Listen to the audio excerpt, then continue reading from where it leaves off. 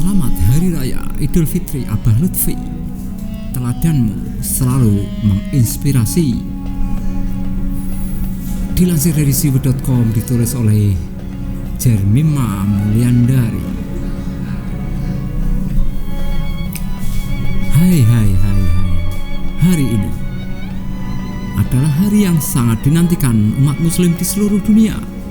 Setelah berpuasa sebulan penuh lamanya, hari kemenangan yang dinantikan itu pun tiba. Jika saudara-saudara muslimku berbahagia, saat itu pun saya ikut berbahagia. Selamat merayakan Hari Raya Idul Fitri.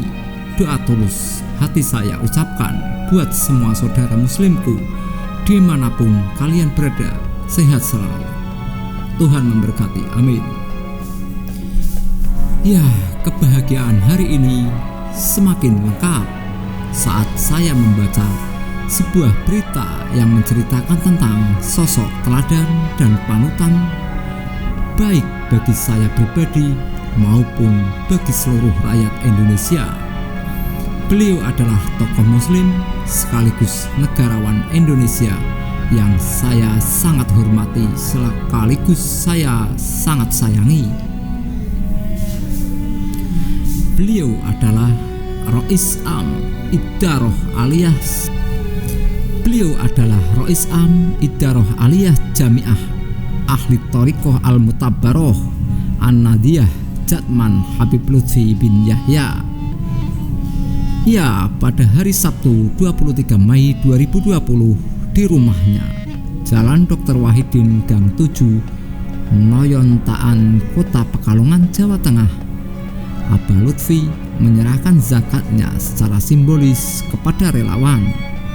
Adapun tahun ini Abah Lutfi mengeluarkan zakat fitrah beras sebanyak 230 ton untuk dibagikan ke puluhan panti asuhan, masjid, musola di wilayah Kabupaten dan Kota Pekalongan.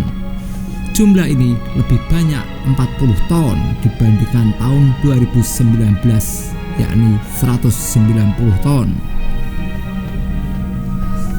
Saya berzakat ini semata-mata untuk memperkuat komitmen kebangsaan di tengah pandemi COVID-19. Kebangsaan kita jangan sampai goyah meski virus corona menerpa masyarakat kita. Indonesia harus kuat. Kita memang sedang mendapat cobaan dari Allah Subhanahu wa Ta'ala terhadap negeri yang kita cintai ini. Dengan jati diri dan patriotisme kita sebagai anak bangsa, jangan sampai hati kita tergoyahkan. Kita selaku anak bangsa, walaupun ada corona, yakinlah bahwa Indonesia akan tetap kuat dan maju, kata Habib Lutfi. Sebagian pembaca siwet mungkin sudah tahu kedekatan saya dengan Abah Lutfi. Kedekatan inilah yang membuat air mata saya selalu turun lebih cepat daripada kecepatan tulisan saya saat menulis. Ya, air mata syukur, haru, dan beruntungnya saya yang pernah berjumpa secara langsung dengan Abah Lutfi di Bali, mencium tangan beliau serta berbincang hangat bersama suami dan anak saya serta teman-teman saya di forum peduli NKRI beberapa jamaah yang hadir saat itu. Ya, dan sudah banyak artikel saya yang saya tuliskan berkat terinspirasi pada teladan Abah Lutfi. Dan hari ini daftar artikel saya tentang Abah Lutfi semakin bertambah panjang, sebab dari kegiatan Abah Lutfi memberikan zakat fitrah sebanyak 230 ton di masa wabah corona ini, ada banyak teladan positif dan menginspirasi yang bisa saya petik. Dan sejujurnya teladan Abah Lutfi sangat memberkati hidup saya, sekalipun saya berbeda keyakinan dengan beliau. Teladan apakah saja itu? Ya, kita harus belajar memberi sejak muda.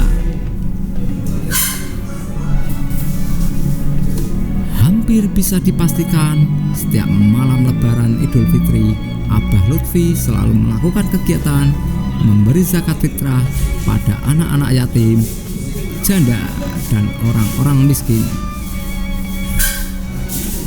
melebihi ukuran yang diwajibkan.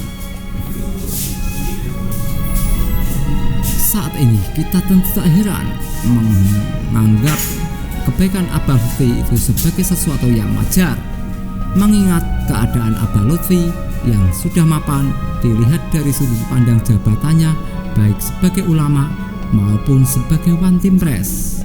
Padahal tahukah kalian jika kegiatan mulia ini dilakukan Abah Lutfi sejak usia muda, sejak Abah Lutfi belum punya apa-apa tentunya. Begini cerita lengkapnya. Tahun 1965 Abah Lutfi mondok di Bendo Kerep, Cirebon, Jawa Barat. Saat itu Abah Lutfi selalu puasa dahar, yakni puasa terus menerus dan hanya berhenti pada hari-hari yang diharamkan.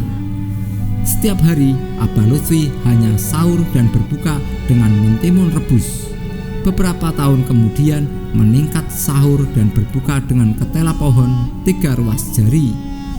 Suatu hari di tengah malam Abah Lutfi mendengar suara tangisan bayi yang menyayat hati. Abah Lutfi keluar dari kamar mencari sumber suara itu. Abah berjalan menembus kegelapan malam menyeberangi sungai.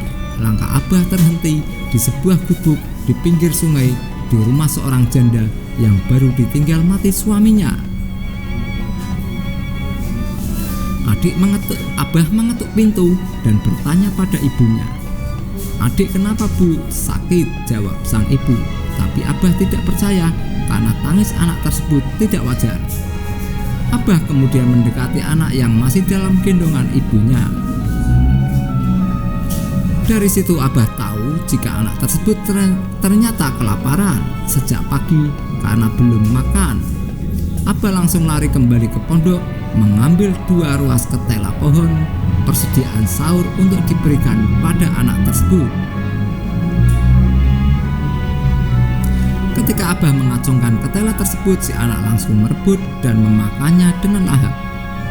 Melihat kejadian itu, Abah Lutfi tak kuasa menahan air mata dan mengalir deras.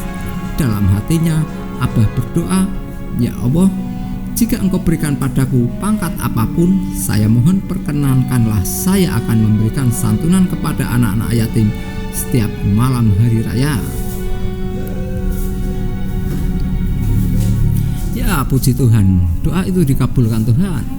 Sejak itu setiap malam hari raya Abah Lutfi mengantarkan sendiri beras zakat kepada orang-orang yang membutuhkan. Abah bahkan sering memanggul sendiri beras zakat tersebut. Sekarang marilah kita hitung Abah Lutfi lahir pada tahun 1947.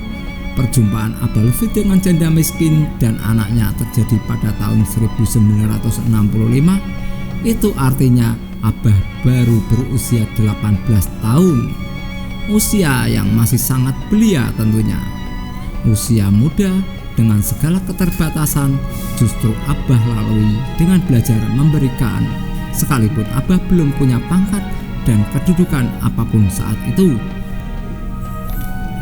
Kedua tetap bisa memberikan zakat sendiri walaupun menghadapi masa sulit. Saat menghadapi masa sulit di wabah corona, zakat yang diberikan Abah justru semakin besar. Jika mengikuti rumus dunia, saat terjadi masa sulit, boro-boro berkorban untuk ngurusin hidup orang lain. Ngurusin diri sendiri saja kurang, tapi bagi Abah rumus itu tidak berlaku. Lebaran tahun ini Abah justru mengeluarkan zakat fitrah sebanyak 40 ton dibanding tahun lalu, dari 190 ton menjadi 230 ton. Penjelasan saya tak perlu panjang lebar sampai di bagian ini. Ya, kita jadi teringat pada seorang pemuka agama yang curhat bikin video promosi jualan parfum gara-gara speed job. Bagi langit dan bumi serta sumur bedanya jika disandingkan dengan pengalaman Abah Lutfi yang luar biasa itu. Yang ketiga, pemuka agama dan negarawan pemersatu bangsa. Saya adalah saksi hidup, melihat dengan mata kepala saya sendiri serta mendengar dengan telinga saya sendiri betapa sejuk sikapnya dan tutur kata Abah. Bandingkan baik dalam perbincangan maupun dalam ceramah beliau.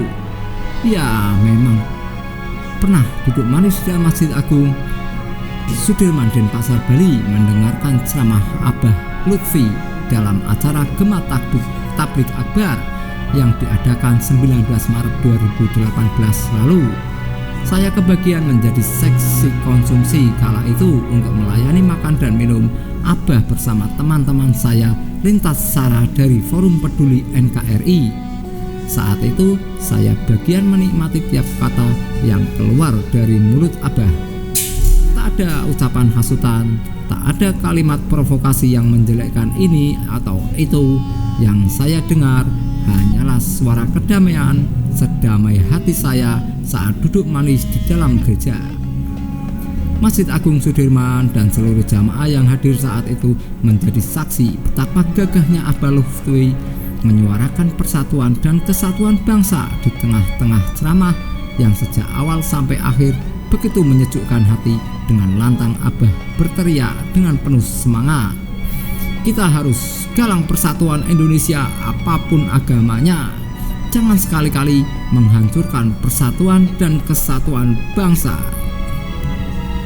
Semangat itu pula yang dilakukan Abah Lutfi saat memberikan zakat fitrah di tengah wabah COVID-19 dengan tujuan membesarkan jiwa masyarakat yang terdampak agar jangan sampai goyah semangatnya. Abah ingin agar kita memiliki jati diri dan mental yang kuat sehingga bisa mengalahkan serangan virus corona ini secepat mungkin.